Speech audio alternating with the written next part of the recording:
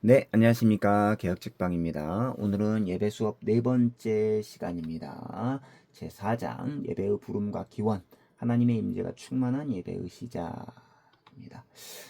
구약성경 124편 1절로 8절, 신약성경 로마서 1장 7절 함께 읽도록 하겠습니다.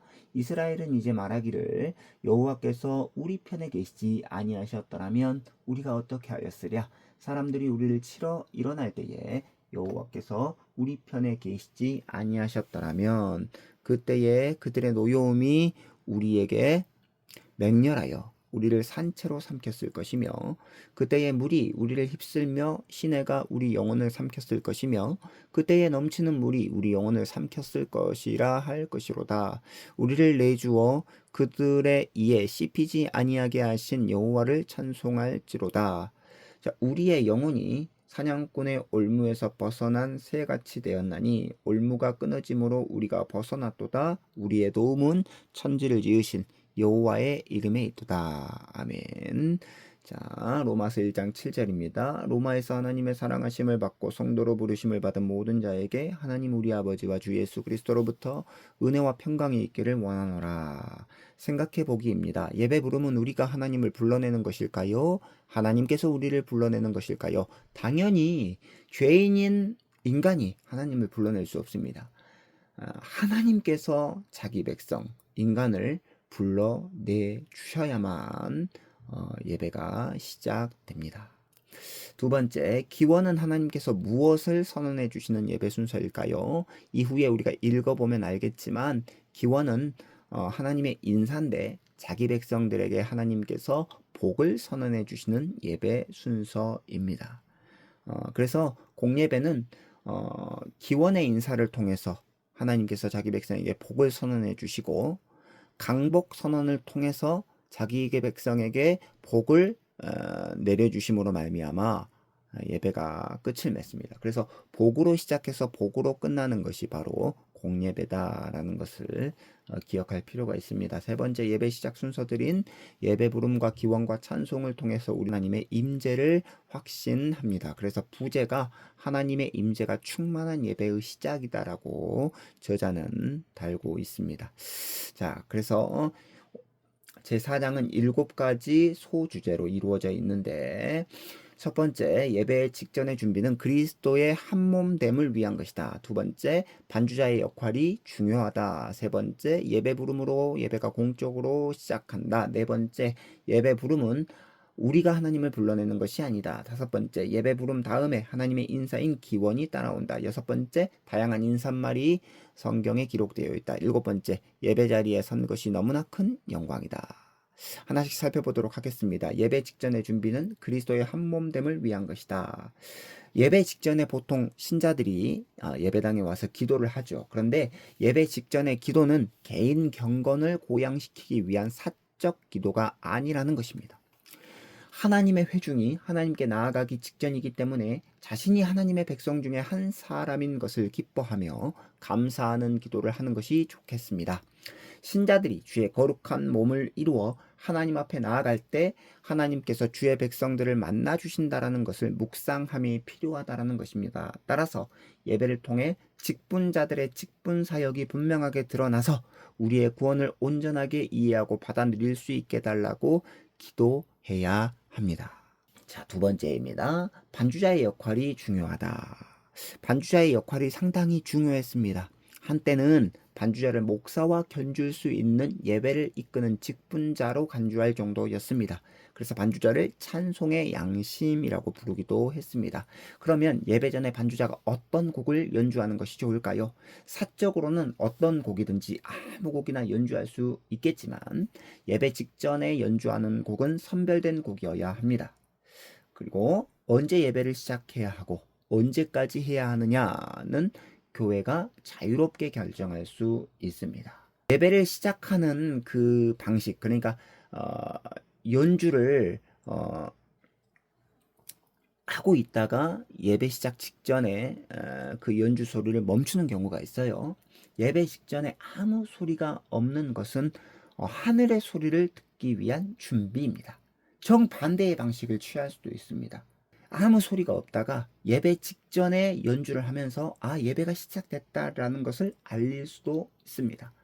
근데 중요한 것은 반주자가 연주하는 그런 방식도 중요하지만 반주자는 홀로 무거운 짐을 지고 외롭게 연주해서는 안 됩니다. 이때 중요한 것은 뭐냐? 반주자는 말이죠. 예배 인도자와 호흡을 맞출 뿐만 아니라 회중의 찬송을 돕고 그들과 함께 한다라는 것을 중요하게 생각해야 합니다. 그러므로 반주자는 예배 때 자신이 회중과 유리된 자가 아니라 회중과 함께 모든 것을 한다라고 하는 것을 잊지 말아야 합니다. 이런 인식이 없으면 반주자는 자신의 연주 실력에 의존하기 쉽습니다. 예배하는 회중과 유리되어 외로운 존재가 될 수도 있습니다. 자, 교인들은 이렇게 무거운 짐을 지고 있는 반주자를 알아주어야 되고 또 위로해 주어야 됩니다. 그리고 당회는 반주자의 필요가 무엇인지 알고 그 필요를 채워 주어야 합니다. 자, 세 번째입니다. 예배 부름으로 예배가 공적으로 시작한다. 이제 약속된 예배 시간이 되었습니다. 예배의 개회 선언은 어떻게 하는 것이 좋을까요?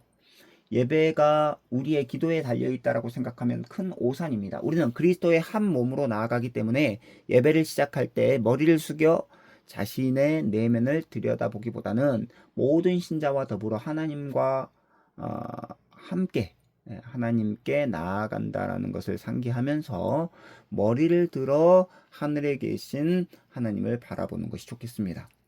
개역한 교회는 예배의 개회사를 예배 부름이라고 불렀습니다. 이 예배 부름을 통해서 예배가 공식적으로 시작됩니다. 예배 부름과 더불어 이제부터는 공적인 일로 들어섭니다. 이제는 더 이상 사사로운 것이 작용할 수 없습니다. 하나님과의 공적인 만남으로 돌입했기 때문입니다. 그러니까 예배 부름을 통하여서 예배가 이제 공적인 일로 들어서게 된다라는 거죠. 하나님과의 공적인 만남으로 돌입한다라는 것입니다. 네 번째입니다. 예배 부름은 우리가 하나님을 불러내는 것이 아니다. 입니다. 예배 부름은 예배로의 부름이라고 하면 더 정확합니다. 누가 누구를 부른다는 말일까요?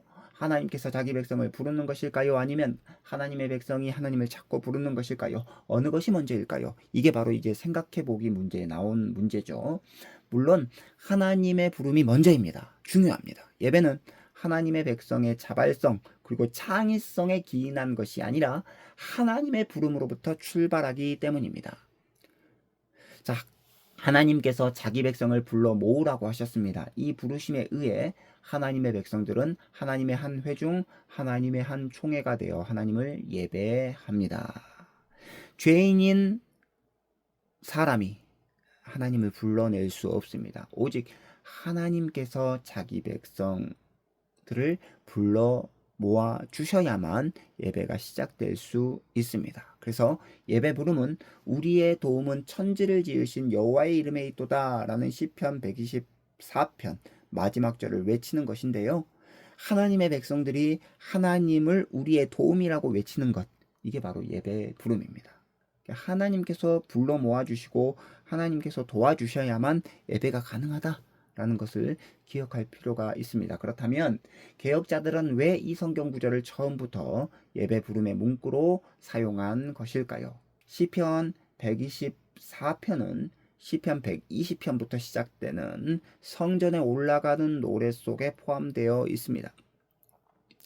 시편 124편 앞뒤를 잘 살펴보면 본 시편의 정황이 드러납니다. 순례자들이 성전에 도착하여 다른 순례객들과 어울려 하나님의 회중이 되어서 하나님을 예배하기 시작하는 장면이죠. 그렇다면 이 구절은 예배 부름에 딱 맞아 떨어지는 구절입니다.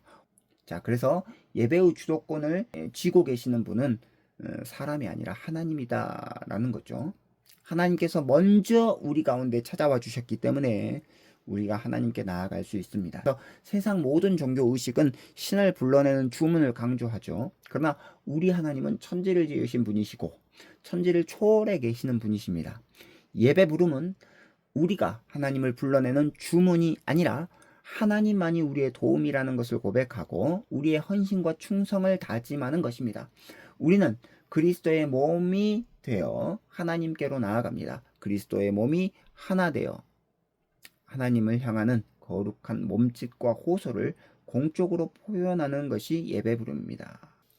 다섯 번째입니다. 예배 부름 다음에 하나님의 인사인 기원이 따라온다.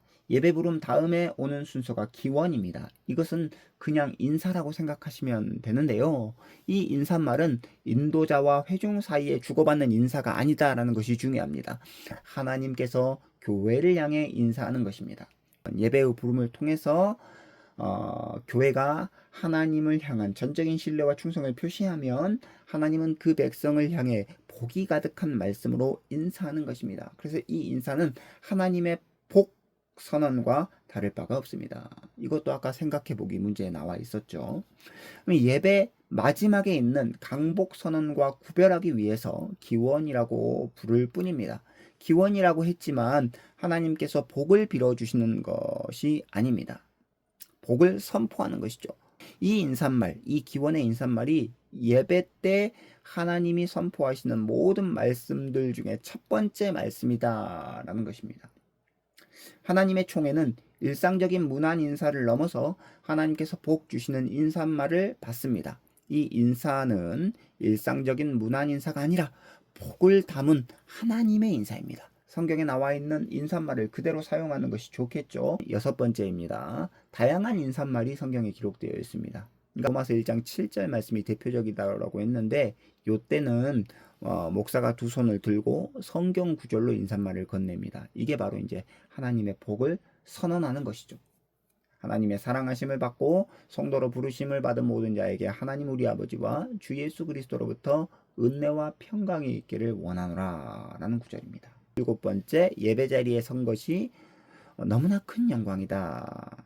자, 회중의 충성 고백인 예배 부름 그리고 하나님의 인사인 기원은 마주보고 서 있지만 너무나 아름다운 한 쌍을 이루고 있습니다. 여기에다가 첫 번째 찬송이 덧붙여집니다. 예배 시작 순서들인 예배 부름과 하나님의 인사와 경배 찬송을 하나의 세트로 볼 수 있는데 이것을 통해서 우리는 하나님의 임재를 확신하게 됩니다. 신자들은 은혜를 받고 복을 받았기 때문에 예배합니다. 하나님은 예배 시작부터 주의 회중과 함께 하시고 복을 주십니다. 우리가 그리스도의 몸을 이루어 하나님께 나아갈 때 하나님은 그 가운데 계십니다. 자, 그래서 이제 마지막 요약합니다. 예배 전에 우리는 온 교회가 함께 하나님께 나아간다라는 것을 의식해야 한다. 지체의식이 필요합니다. 그래서 예배 부름으로 예배가 시작되는데 이때 반주자의 역할이 중요하다. 반주자는 혼자 무거운 짐을 지고 나아가는 것이 아니고 회중과 함께 나아간다. 그리고 회중은 그 반주자의 수고를 알아주어야 되고 그 필요를 채워주어야 된다. 라는 것을 살펴보았습니다. 그리고 회중은 하나님께 충성을 맹세하고 이게 이제 예배의 부름이죠. 이에 하나님은 주의 회중에게 복을 주시는 기원을 하신다. 기원의 인사입니다. 여기에서 회중은 무엇을 해야 됩니까?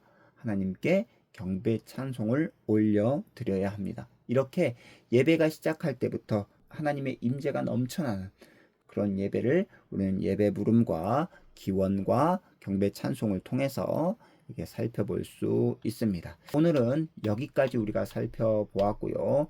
다음 시간에 예배 수업 다섯 번째 시간으로 찾아뵙도록 하겠습니다. 개혁책방 좋아요와 구독은 저에게 큰 힘이 됩니다. 안녕히 계십시오.